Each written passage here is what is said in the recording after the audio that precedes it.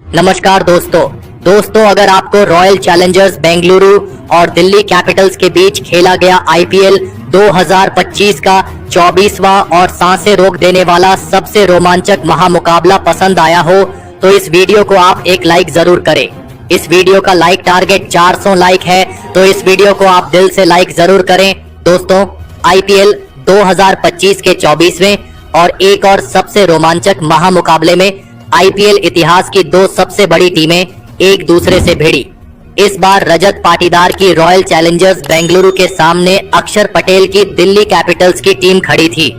इस रोंगटे खड़े कर देने वाले महामुकाबले में दिल्ली के कप्तान अक्षर पटेल ने टॉस जीता और पहले गेंदबाजी का फैसला लिया और बेंगलुरु की टीम को पहले बल्लेबाजी के लिए आमंत्रित किया। उसके बाद रनों की बारिश करने के इरादे से बेंगलुरु के दो दिग्गज ओपनर बल्लेबाज मैदान में उतरे। फिलिप साल्ट और विश्व के सबसे महान बल्लेबाज यानी विराट कोहली के कंधों पर इस महामुकाबले में अपनी टीम को एक विस्फोटक ओपनिंग शुरुआत दिलाने की बहुत ही बड़ी जिम्मेदारी थी और बेंगलुरु की इस ओपनिंग जोड़ी ने मैदान में उतरते ही हाहाकार मचा दिया। खास करके फिलिप साल्ट ने इस मुकाबले में दिल्ली के गेंदबाजी पर ऐसा धावा बोल दिया जिसने सभी को हैरान कर दिया। पारी के तीसरे ओवर में तो गेंदबाजी पर आए दिल्ली के सबसे खतरनाक गेंदबाज मिचेल स्टार्क को फिलिप साल्ट ने एक ही ओवर में 3 चौके और 2 गजब के छक्के लगा दिए थे। मिचेल स्टार्क अपनी इस ओवर में 30 रन दे बैठे थे। फिलिप साल्ट ने शुरुआत से ही दिल्ली के कप्तान अक्षर पटेल को परेशानी में डाल दिया था। देखते ही देखते दोनों की 50 रनों की साझेदारी केवल तीसरे ही ओवर में पूरी हो चुकी थी, लेकिन तभी एक गलत रन लेने के चक्कर में लाजवाब बल्लेबाजी कर रहे फिलिप साल्ट को विपराज निगम ने रन आउट कर दिया। फिलिप साल्ट इस मुकाबले में 17 गेंद में 37 रनों की ताबड़तोड़ पारी खेलकर आउट हो गए।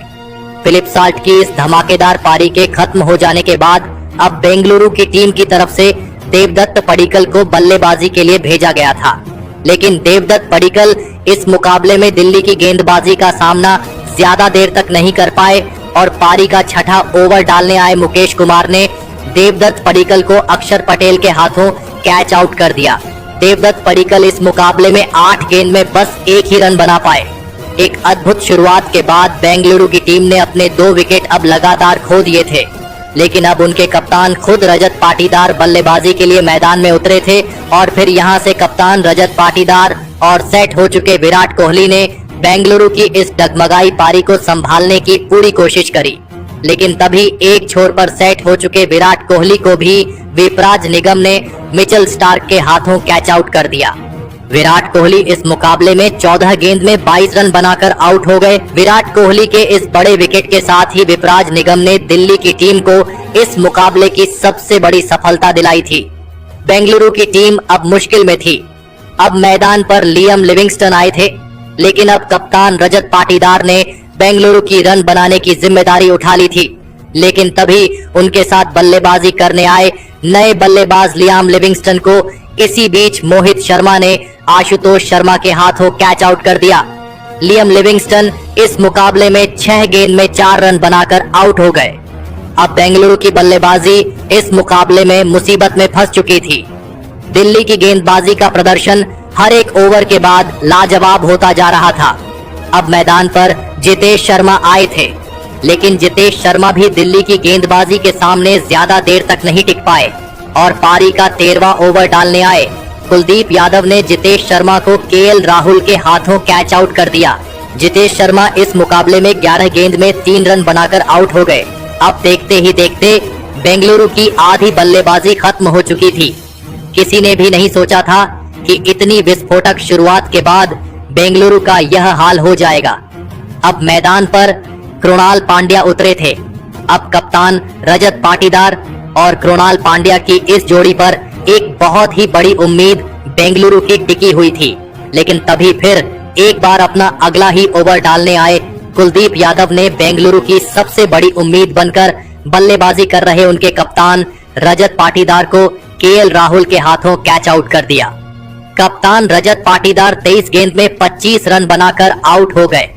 बेंगलुरु के विकेट गिरने का सिलसिला रुकने का नाम ही नहीं ले रहा था। कुलदीप यादव ने अपनी गजब की गेंदबाजी से इस मुकाबले में दो बहुत ही बड़ी विकेट्स अब निकाल लिए थे। अब बल्लेबाजी के लिए टीम डेविड मैदान में उतरे थे, लेकिन तभी उनके साथ बल्लेबाजी कर रहे कृणाल पांड्या को भी विपराज निगम ने आशुतोष शर्मा के हाथों कैच आउट कर दिया। कृणाल पांड्या इस मुकाबले में 18 गेंद में 18 रन बनाकर आउट हो गए। दिल्ली की खतरनाक गेंदबाजी के सामने बेंगलुरु का कोई भी बल्लेबाज मैदान में टिक ही नहीं पा रहा था, लेकिन अब टीम डेविड का साथ देने भुवनेश्वर कुमार मैदान में उतरे थे। अब टीम डेविड के ऊपर ही सभी की नजरें टिकी हुई थीं, क्योंकि टीम डेविड ही बेंगलुरु की टीम को एक बड़े लक्ष्य तक पहुंचा सकते थे। और फिर पारी का 19वां ओवर आया और इस 19वें ओवर में कप्तान अक्षर पटेल की गेंदबाजी पर टीम डेविड ने धमाकेदार बल्लेबाजी करके दिखाई और इस ओवर में एक चौका और 2 गजब के छक्के लगा दिए। तो वही इस पारी के अंतिम ओवर में भी टीम डेविड ने अपने बल्ले से कमाल करके दिखाया और गेंदबाजी पर आए मुकेश कुमार को इस ओवर में 2 छक्के और एक शानदार चौका लगा दिया। और फिर अंत में टीम डेविड की इसी लाजवाब बल्लेबाजी की बदौलत बेंगलुरु की टीम ने 163 रनों का एक बड़ा लक्ष्य दिल्ली की टीम के आगे रखा। उसके बाद बेंगलुरु से मिले 164 रनों के एक विशाल लक्ष्य का पीछा करने दिल्ली के 2 दिग्गज ओपनर बल्लेबाज मैदान में उतरे। फाफ डू प्लेसिस और जैक फ्रेजर मेगर के कंधों पर इस महामुकाबले में अपनी टीम को एक शानदार ओपनिंग शुरुआत दिलाने की बहुत ही बड़ी जिम्मेदारी थी, लेकिन दिल्ली की इन उम्मीदों को पारी की शुरुआती ओवरों में ही बेंगलुरु की तेज गेंदबाजी ने तोड़ दिया और पारी का दूसरा ही ओवर डालने आए यश दयाल ने फाफ डू प्लेसिस को रजत पाटीदार के हाथों कैच आउट कर दिया। फाफ डू प्लेसिस इस मुकाबले में 7 गेंद में 2 रन बनाकर आउट हो गए। फाफ डू प्लेसिस के शुरुआती ओवर में ही आउट हो जाने के बाद अब दिल्ली की टीम की तरफ से अभिषेक पोरेल मैदान में उतरे थे, लेकिन तभी विकेट गिरने के अगले ही ओवर में गेंदबाजी पर आए भुवनेश्वर कुमार ने दिल्ली के दूसरे ओपनर बल्लेबाज जैक फ्रेजर मेगर को जितेश शर्मा के हाथों कैच आउट कर दिया। जैक फ्रेजर मेगर इस मुकाबले में 6 गेंद में बस 7 ही रन बना पाए। देखते ही देखते एक के बाद एक दिल्ली के दोनों ही ओपनर बल्लेबाज अब आउट हो चुके थे। जिस तरह की शुरुआत बेंगलुरु के गेंदबाज चाहते थे, वैसे ही शुरुआत अब उन्हें मिल चुकी थी। अब मैदान पर केएल राहुल उतरे थे और फिर केएल राहुल और अभिषेक पोरेल ने मिलकर यहां से दिल्ली की पारी को संभालने की पूरी कोशिश करी, लेकिन तभी फिर एक बार गेंदबाजी पर लगाए गए भुवनेश्वर कुमार ने अभिषेक पोरेल को भी जितेश शर्मा के हाथों कैच आउट कर दिया। अभिषेक पोरेल इस मुकाबले में 7 गेंद में बस 7 ही रन बना पाए।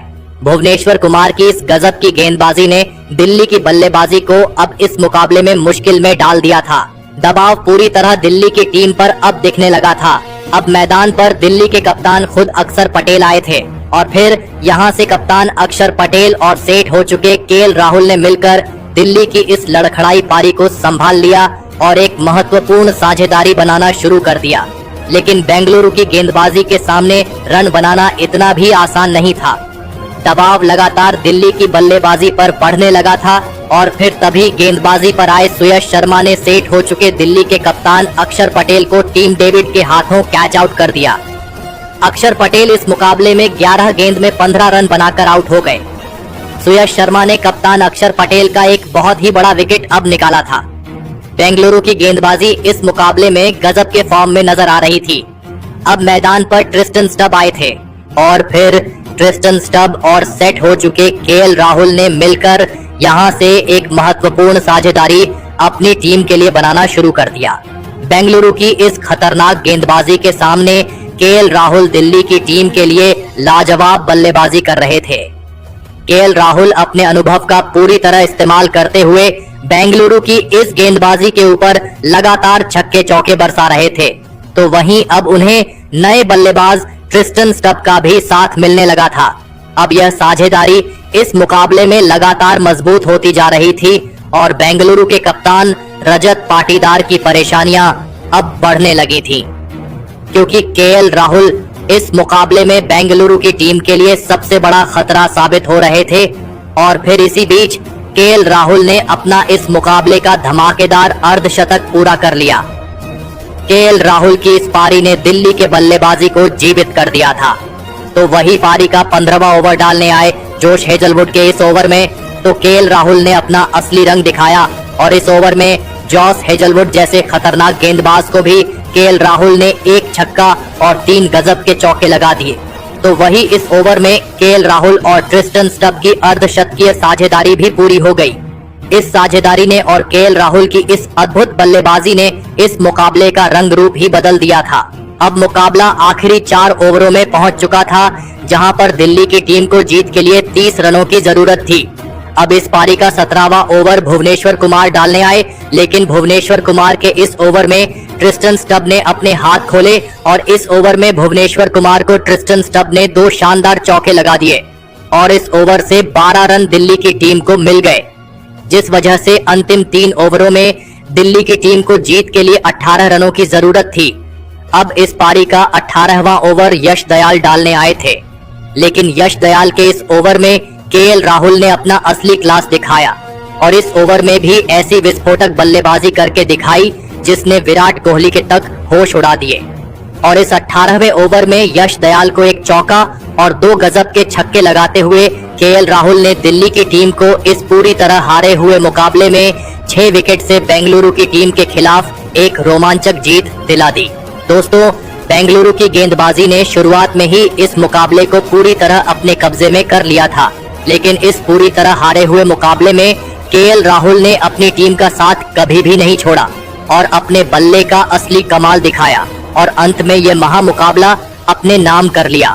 दोस्तों, केएल राहुल ने इस रोंगटे खड़े कर देने वाले महामुकाबले में 53 गेंदों में 7 चौके और 6 गजब के छक्के लगाते हुए 93 रनों की एक शानदार पारी खेली और केएल राहुल की इसी लाजवाब पारी के वजह से दिल्ली की टीम यह हारा हुआ मुकाबला जीत पाई। तो दोस्तों, आप केएल राहुल की इस अद्भुत मैच जीताने वाली पारी के लिए उन्हें 10 में से कितने अंक देना चाहेंगे?